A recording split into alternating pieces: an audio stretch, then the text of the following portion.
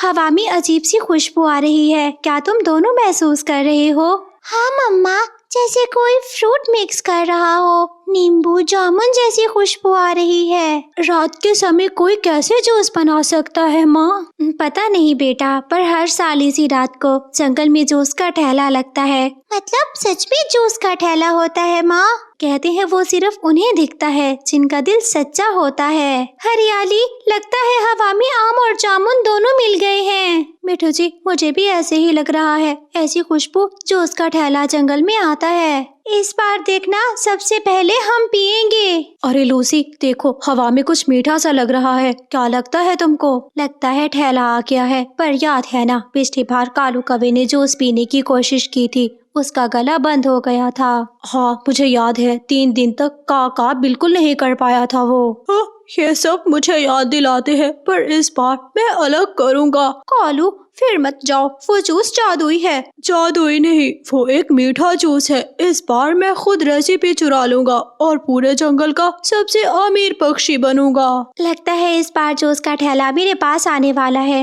माँ, जूस पीने से क्या होता है? कहते हैं जिसका दिल साफ हो उसके अंदर से रोशनी निकलती है और झूठ बोलने वाला अपनी आवाज खो देता है। फिर तो कालू अंकल का गला दोबारा बंद होने वाला है। शायद बेटा, जंगल अपना हिसाब खुद रखता है। अरे हरियाली, मुझे लगता है जंगल के उस कोने में खुशबू फैल रही है। मतलब ठेला रेडी हो गया, पर देख क्यों नहीं रहा? हो सकता है वो सबसे सच्चे दिल के पास हो। कालू जी, अगर जूस के ठेले ने तुमको पहचान लिया तो क्या करोगे तुम? जूस क्या पहचानेगा, मैं उसका राज पहचान लूंगा। तुम हमेशा खतरा लेते हो। खतरा नहीं गौरी, मौका लेता हूँ मैं। नींबू जामुन स्पेशल रेडी है। तुमने सुनी ये आवाज? माँ, क्या कह रही है ये आवाज? क्या ये ठेला है? हाँ माँ, लगता है इस बार जूस हमारे पास आने वाला है। सब चिड़ियाओं ने एक दूसरे की तरफ देखा और हवा में मीठी खुशबू और तेज हो गई। चिड़िया का जूस का ठेला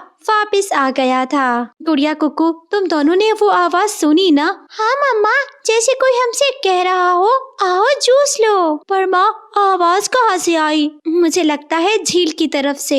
हो, जंगल के सभी पक्षी हवा की मीठी खुशबू देखकर हैरान और फिर खुश हो रहे हैं। मैं जानता हूँ ये कहानी के अंदर खूब पैसा छुपा है। पर कालू जी, सब तो कहते हैं इसमें सच छुपा है। मेरी प्यारी पत्नी गौरी, दूसरों की बातें मत सुना करो। तुम्हारा भाग्यशाली पति एक दिन जंगल का सबसे अमीर पक्षी होगा। पर पूर्वज तो यही कहते थे, ये आवाज सिर्फ सच्चे दिल वालों को सुनाई देती है। इसका मतलब मेरे बच्चे और मैं सच्चे दिल वाले हैं। मम्मा, मुझे लगता है ठेला हमारे पास ही है। पर यहाँ क्यों नहीं दिख रहा? बेटा, हर चीज आँखों से नहीं दिखाई देती, कुछ चीजें सिर्फ महसूस होती हैं। पति जी, मुझे लगता है मेरे सामने कुछ चमका है। हो सकता है जूस का गिलास हो या फिर कुछ और। पति जी, मुझे तो डर लग रहा है। मैं तो जूस का गिलास नहीं पीऊंगी। जिसका दिल साफ हो उसके लिए अच्छा टेस्ट होता है, और जो मन में झूठ बोले उनका गला बंद हो जाता है। तो फिर क्या?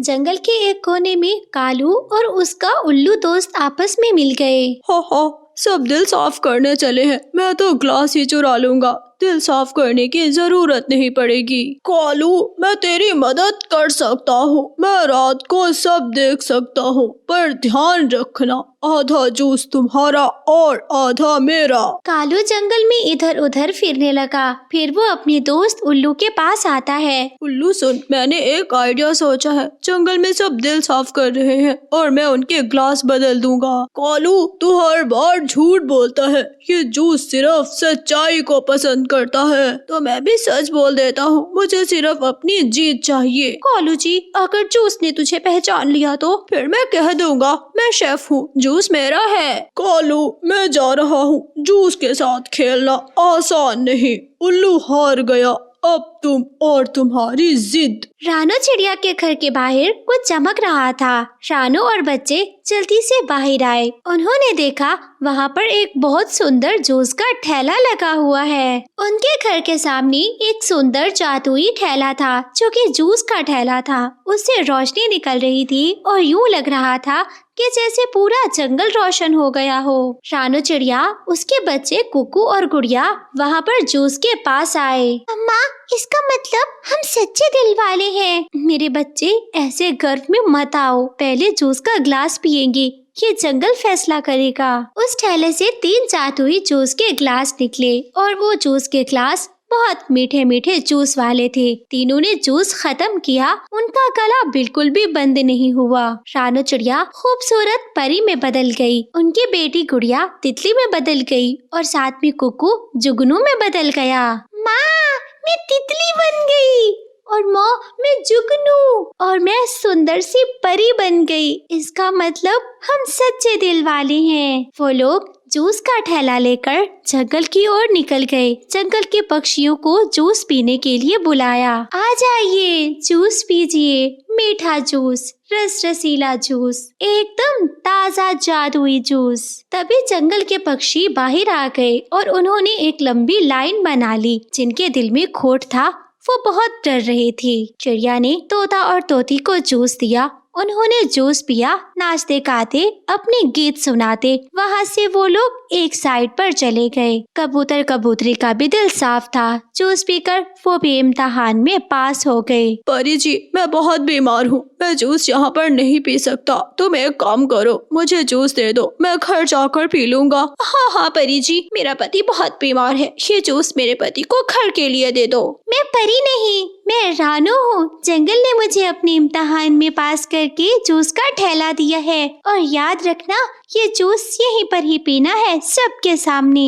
नहीं, पिछली बार मेरे साथ गलत हुआ था, इस बार मैं जूस नहीं पीऊंगा। कालू कौवा जूस का गिलास चोरी करके जैसे ही भागने लगता है, वहीं पर जूस एक बड़ा भारी गिलास बनकर नीचे गिर जाता है। अरे अरे गौरी, मीठा जूस नीचे गिर गया। मुझे तो इसकी रेसिपी मालूम करनी थी। कालू जी, जल्दी जल्दी पी लो, जिस चीज का जायका हो बाद में बता देना। दोनों पति पत्नी का दिमाग इतना हिल चुका था कि वो दोनों ना चाहते हुए वो जूस का गिरा हुआ गिलास सारा पी जाते हैं। कालू कौवा गट गट कर करके पीकर जैसे ही बैठता है, मेरा तो पेट भर गया, पर ये जूस आवाज, गोरी गोरी मेरी ऐसे आ करते करते कालू कौवे की आवाज वहीं पर बंद हो जाती है। गोरी कवि की आंखों में आंसू आ रहे थे, उसकी भी आवाज बंद हो गई थी। तुम दोनों हर बार जंगल के सबसे बुरे पक्षी बनते हो, आखिर ऐसा क्या है तुम दोनों में? तभी परी के रूप में रानो जो बदली थी वो रानो के रूप में आ जाती है। तितली वाली गुड़िया वापस गुड़िया बन गई और जुगनू से हटकर कोकू बन गया। इम्तिहान पूरा हो गया है। सच्चे दिल वालों ने जूस पीकर अपना इम्तिहान पास किया है। कालू कौवे, कब तक जंगल में तुम बुराई फैलाओगे? तुम्हारी बुरी सोच तुम्हें हमेशा ले डूबेगी। जंगल हरा भरा हो गया। जंगल में ढेर सारे पेड़ पौधे फलों से भर गए, मगर कालू कौवा ना मुंह खोल सकता था, ना आवाज निकाल सकता था। वो दोनों पति पत्नी हर रोज पेड़ की डाल पर बैठकर सिर्फ रोते रहते थे। प्यारे दोस्तों, इस कहानी को लाइक, चैनल को सब्सक्राइब करना मत भूलना। आपका एक दिन सुबह रानो चिड़िया अपने बच्चों गुड़िया और कुकू के साथ बैठी थी। उनके पास जमीन पर कुछ चमक रहा था। अरे ये क्या है? ये तो एक छोटा सा डिब्बा लगता है। मम्मा देखो ना, इस पर क्या लिखा है? इस पर लिखा है लड्डू की खेती। क्या अजीब नाम है। खेती तो दानों की होती है, लड्डू की कैसे होगी? मम्मा, अगर लड्डू उग गए तो मैं सबसे पहले चखूंगा। पहले ये समझना होगा कि इस डिब्बे में है क्या। रानो ने धीरे से डिब्बा खोला। अंदर 3 छोटे दाने थे और एक कागज रखा था। कागज में लिखा है, ये बीज सच्चाई से उगता है, झूठ से सूख जाता है। मम्मा, इसका मतलब क्या हुआ? बेटा, इसका मतलब ये है कि बीज सच्चे दिल वालों के लिए है। तो हम लड्डू उगा सकते हैं ना? हम तो झूठ नहीं बोलते। देखते हैं, पर पहले इसके बारे में मैं किसी समझदार से बात करूंगी। तभी वहाँ पर उड़ते हुए कबूतर आता है। रानो, तुम लोग किस बात में इतना ज्यादा बिजी हो? देखो कबूतर भैया, हमें ये डिब्बा मिला है। इस पर लिखा है लड्डू की खेती और अंदर बीज हैं जो सच्चाई से उगते हैं। अगर ये सच है तो ये जंगल के लिए बरकत ला सकता है। उनकी बातों का शोर सुनकर वहाँ पर तोता तोती सभी आ जाते हैं। रानो, तुम्हारा दिल साफ है, ये खेती तुम्हारे हाथ से ही शुरू होनी चाहिए। हाँ, हम सब मिलकर मदद करेंगे तुम्हारी। ठीक है, कल सब हम मिलकर ये बीज लगाएंगे, लेकिन एक बात सब याद रखना, कोई झूठ नहीं बोलेगा। हम सब वादा करते हैं। मम्मा, मैं भी सच बोलूंगी। मैं लड्डू उगाना चाहता हूँ, मैं सच बोलूँगा। सब खुश थे, पर आसपास कहीं छुपकर कालू कौवा, गोरी कवि सब कुछ सुन रहे थे। लड्डू की खेती बहुत अच्छा मौका है, अगर ये सच है तो लड्डू हमारे होंगे। कालू जी, हम इनका प्लान कैसे बिगाड़ देंगे? और इसी के साथ जंगल की सबसे अलग कहानी शुरू हुई, चिड़िया की लड्डू की खेती। अगली सुबह रानो के पास उसके सभी दोस्त आए। रानो, बताओ हम बीज कहाँ लगाएंगे? कागज में लिखा था कि बीज सच्चाई से उगता है, तो जहाँ झूठ ना हो वही जगह ठीक रहेगी। मैं सच कह रही हूँ, हम पीपल के पास कर लें, वहाँ सब मिलकर बैठ भी सकते हैं। हाँ, वही ठीक रहेगा। मैं सबके लिए पानी ले आता हूँ। बस पानी से नहीं तोता, हमें एक वादा भी करना होगा। कैसा वादा मम्मा? हम एक दूसरे से झूठ नहीं बोलेंगे और किसी का बुरा नहीं सोचेंगे। हम सब वादा करते हैं बहन, हम ऐसा कुछ नहीं करेंगे। सबने हाँ में हाँ मिलाई और फिर अपना काम शुरू कर दिया। देखो गोरी, सब कितने मासूम हैं। हम बस बीज चुरा लेंगे और लड्डू अपने आप बन जाएंगे। कालू, ये बीज उन्हें नहीं, हमें ज्यादा सूट करते हैं। ये बीज हमारे पास होने चाहिए। वो सभी अपने घर लौट आए। रात के वक्त कालू और गोरी बैठकर अपनी बात कर रहे थे। कालू, अगर हम बीज लाएं तो क्या वाकई में लड्डू उग जाएंगे? पता नहीं, पर अगर लिखा है तो जरूर कुछ खास बात होगी। और अगर हम सच बोलने का नाटक कर लें तो बीज हमारे हो सकते हैं। पर ये रानो बहुत समझदार है, उसे झूठ का पता चल जाता है। तो हम छुप कर देखेंगे कि वो क्या करती है, फिर समय आने पर बीज ले लेंगे। अगली सुबह फिर सब मिल गए। रानो सबके साथ लड्डू बीज के पास आई। रानो, बीज बिल्कुल वैसा ही है जैसा कल था। क्या तुम्हें लगता है कि ये उगने लगेगा? मुझे लगता है ये सब्र मांगता है, सच्चाई से उगता है, मतलब समय भी लेगा। हम रोज मिलकर इसके आसपास बैठेंगे, शायद इसी से बीज हमारी बात समझ जाए। अम्मा, मैं रोज बीज को गुड मॉर्निंग बोलूंगी। और मैं गुड नाइट बोलूंगा मम्मा। ठीक है, शायद तुम दोनों के सच्चे दिल से ये बीज उग जाए। सबने अपनी बात पूरी की और घर चले गए। दूसरे दिन बुलबुल डॉक्टर रानो से मिलने आए। रानो, सुना है तुम्हें लड्डू उगने वाले बीज मिले हैं? हाँ बिल्कुल बुलबुल डॉक्टर, पर अब कुछ नहीं हुआ। मैं सोच रही थी शायद हमसे गलती हो गई। खेती सिर्फ मिट्टी में नहीं, सोच में भी होती है। तुम सब ने मिलकर बीज लगाया है। बुलबुल डॉक्टर ने भी रानो को खूब सहारा दिया कि उनके प्यार और सच्चे दिल से लगाए हुए बीज से लड्डू जरूर उगेंगे। सब चले गए, पर कालू कौवा चुप था। उस दिन में पहली बार थोड़ा सा उसको शक हुआ। ये खेती वाकई सच्चाई पे चलती है क्या? अगली सुबह जब रानो अपने खेत के पास चल रही थी तो उसको एक अजीब सी खुशबू महसूस होती है। रानो, कुछ तो अलग लग रहा है। लगता है बीज हमारी मेहनत समझ गया है, या शायद किसी ने कल झूठ नहीं बोला इसलिए। बिल्कुल, ये खेती हम सबका इम्तिहान है। जितना दिल साफ होगा उतना लड्डू मीठा होगा। पर दूर पेड़ के ऊपर कालू कौवा, गोरी कवि सब सुन रहे थे।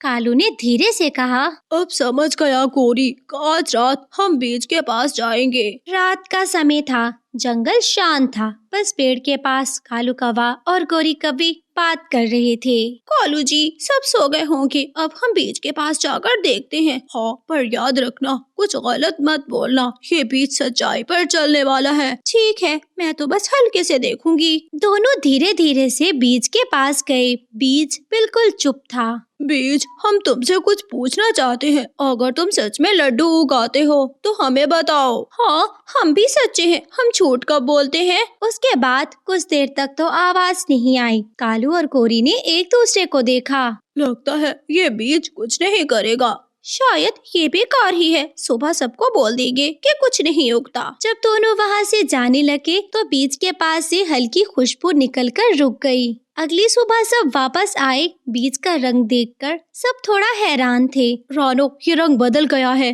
पहली बार ऐसा हो रहा है। कि किसी ने बीज के पास कुछ कहा था क्या? मम्मा, हम तो नहीं आए थे। हाँ मम्मा, मैं भी नहीं आया था। रानो शायद किसी और ने आकर कुछ बोल दिया इसको, पर जंगल में कौन आएगा रात में? सब चुप हो गए। रानो के चेहरे पर एक शांत मुस्कान थी, जैसे उसने सब कुछ समझ आ गया हो। मुझे लगता है हम सबको मिलकर बात करनी चाहिए। कैसी बात रानो? इस खेती में सबके दिल सच्चे होना जरूरी है। अगर कोई झूठ बोलेगा तो बीज नहीं उगेगा। पर रानो, अगर किसी ने गलती से कुछ गलत कह दिया हो तो उसे माफी मांगनी चाहिए। माफी से बीज फिर से जीवित हो जाता है। सभी चुप थे और एक दूसरे को देख रहे थे। सबके जाने के बाद कालू पीपल के पास आया। उसने बीज को देखा और हल्के से बोला, मैं झूठ बोला था। मुझे लगा ये सिर्फ एक बेकार कहानी है। अब मुझे समझ आया कि ये सच में कुछ खास है। कालू, अब तो सब हो गया। अब तो माफी मांगने का भी कोई फायदा नहीं। फायदा नहीं गौरी, जरूरत है। मैं बीज से माफी मांगता हूँ। कालू और गौरी ने जंगल वालों की सच्चाई देखकर और अपना झूठ वो जानकर माफी मांगी। बीज का रंग थोड़ा और बदलने लगा। अगली सुबह सभी पक्षी पीपल के पेड़ के पास आए। उन्होंने देखा एक छोटा सा पौधा लगा है, वहाँ पर लड्डू लगे हुए हैं। माँ, मैंने कहा था ना पहले मैं चखूंगा। ये तो सच में मीठे लग रहे हैं रानो। हाँ रानो बहन, ये तो बहुत मीठे हैं क्योंकि सच्चाई से उगे हैं ये। तभी वहाँ पर गौरी और कालू आ जाते हैं। रानो, हमें माफ कर दो। हमने लड्डू के पास आकर झूठ बोल दिया था, जिससे तुम्हारा लड्डू सूखने लग गया था। हाँ रानो, बाद में मैंने जब तुम लोगों की मेहनत को देखा, सुबह से लेकर शाम तक तुम लोग बीज के पास बैठकर सिर्फ सच्चे दिल की बातें करते थे। मुझे माफ कर दो। मैंने भी बीज से माफी मांगी। कोई बात नहीं, इस जादुई बीज ने हमारे जंगल के कौवों को सच्चा बना दिया। हमारे लिए यही काफी है। रानो ने जंगल के सभी पक्षियों में लड्डुओं को बांट दिया और सभी ने लड्डू खाकर आनंद